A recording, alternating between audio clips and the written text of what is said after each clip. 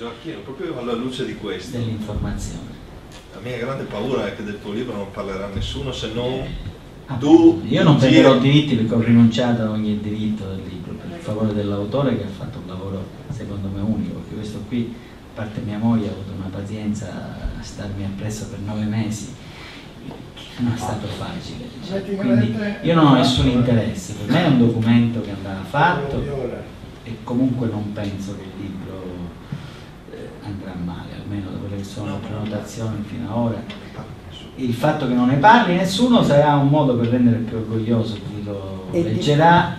È difficile di capire, che un libro che esce in ragione. tante copie e in tutte le città d'Italia, è difficile No, che non sapete quando sono le prenotazioni in Canada, in Inghilterra, io sono stato a Londra. Quindi la stampa estera ne parlerà. Stanno già traducendo, già vedrete le traduzioni già che iniziano già in francese, in inglese, in tedesco, in spagnolo. E a quel punto la stampa italiana non potrà ignorare. Cioè, io ho fatto una trasmissione a una televisione, a una radio australiana, una TV radio australiana, lingua italiana. In Australia ci sono 3 milioni di italiani, 3 milioni di italiani, stiamo scherzando, 3 milioni di italiani.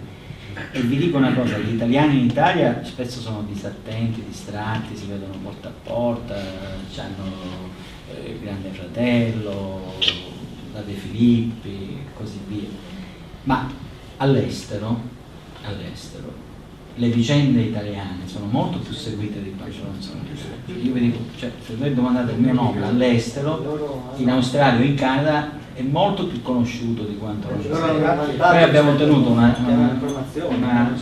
conferenza con Salvatore Borsellino a Londra, c'erano più di 500 persone, ma non erano 500 persone così, erano 500 scienziati, c'erano ingegneri, biologi, economisti, c'è il fior delle intelligenze italiane che sono costrette ad andare fuori e che seguono a menadito. Cioè io ero imbarazzato, cioè io la parlavo con degli ingegneri informatici che hanno le più grandi progettazioni informatiche e cioè, quasi quasi mi vergognavo, perché obiettivamente sì, io sono un informatico, ma che utilizza l'informatica, perché poi non ho avuto il tempo di curarmi. Io sono anche un giurista, sono laureato in legge, 110 lode, tutto quello che volete, però io non mi sono curato come gli altri. Io sarò anche un poliziotto, ma ci sono poliziotti più bravi di me, perché io ho fatto il mio lavoro, non sono un mediocre, quindi ho messo insieme 3 mediocrità, da 1 a 10 sono 5, come giurista, come informatico e come poliziotto.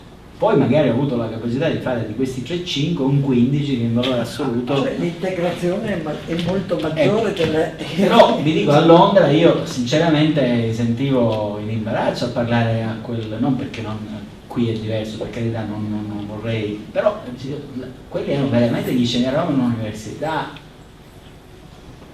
e quegli italiani a Londra e gli inglesi, i loro amici, i loro colleghi che non sono italiani, che conoscono l'italiano e quindi parlano anche l'italiano, quindi mi hanno capito e riuscivano a seguirmi, che sono intervenuti. C'era un professore all'università di storia di Londra che conosceva la storia della mafia meglio di me.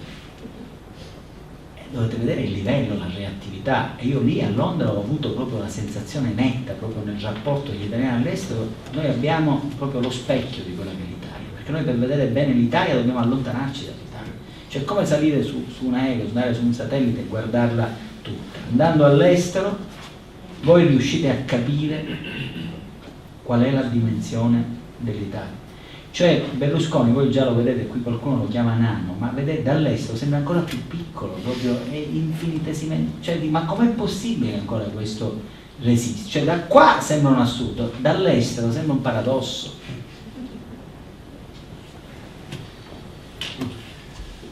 Allora, dato che vista l'ora ci stiamo avviando, sì, è passato il tempo velocemente. E c'è qualche altra domanda? Vi siete accorti? Sì. No. Che ecco appunto. Io ho fatto un corso di pubbliche relazioni, anche questo fatto in inglese perché gli inglesi sono i più bravi in materia di public relations. E il docente ci diceva, guarda, quando terrai una lezione, una conferenza, una cosa, vedrai che spesso la gente quando parli guarda l'orologio. E visto, dici, tu non devi mai curarti di questo, devi andare avanti, perché se cominci a pensare la gente che guarda l'orologio, ti distrai e non sei continui. Però dici stai attento, quando vedi che dopo averlo guardato 2 o 3 volte le persone fanno così e la conclusione, magari accenna alla conclusione perché è il momento di finire. Però non ho visto ancora, o forse era da batteria loro. No, io non ce l'ho, e quindi cosa faccio? No, non era il caso di stasera, un pubblico molto coinvolto. No, io mi sento a casa mia, tra l'altro i miei suoceri, mia moglie di Savogna di Sonzo, quindi vengo da anche vicino. Vedi? Abbiamo un'integrazione friulana, mio figlio parla sloveno, quindi loro appartengono alla minoranza di lingua slovena, quindi sono presenti. È la prima volta che mi sentono parlare in pubblico, quindi sono un po' emozionato, però non l'ho dimostrato. No, davvero, davvero grazie. Grazie a tutti, anche al pubblico, oltre che a Gioacchino Genchi. A me è venuto in mente sentendolo, ho letto recentemente un libro di un tuo conterraneo che è Vito Mancuso, La vita autentica, e cita appunto come espressioni di vita autentica della sua terra Falcone e Borsellino. Ecco, e poi ecco, in tutto. Tu stesso hai detto che alla fine del libro non è che saremmo proprio così ottimisti, però una ventata di ottimismo secondo me ce l'ha data, perché quando ha detto che il diavolo fa le pentole ma non i coperti e che quindi la verità viene sempre a galla, questo vuol dire comunque avere una grande fiducia in prospettiva, no?